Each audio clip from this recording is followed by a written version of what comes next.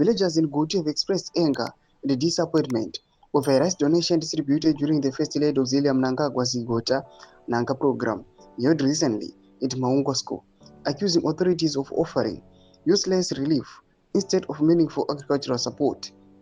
Hanabna mashoko ari kuda panguva inachionekwa kunzi villagers reject Auxillia Mnangagwa's rice donation.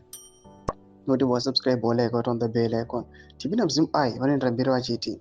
Residents said they had expected farming inputs such as maize, seed, to prepare for the rainy season, not small bags of rice that would only last a few days. In quotes, we were told to come for a development program only to be handed a few cups of rice, said a villager from Mawere area.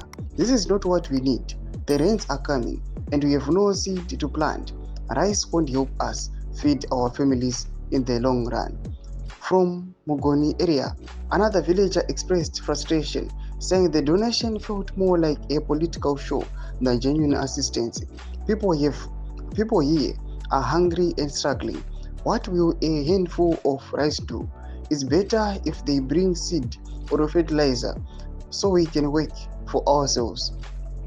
A villager from Mukaro area echoed similar sentiments, warning that handouts were creating dependency. These donations make people idle, the villager said.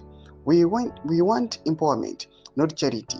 The government should focus on helping us produce food, not giving us leftovers. The rice distribution, part of the First Lady's community outreach initiative, has sparked debate in the district, with many questioning the sustainability and purpose of such programs in rural communities already facing economic hardships and poor harvests. Domashwaruda pangwa ine chukwanza ama villagers or rejecta our donation etwa na the first lady Auxillia Mnangagwa.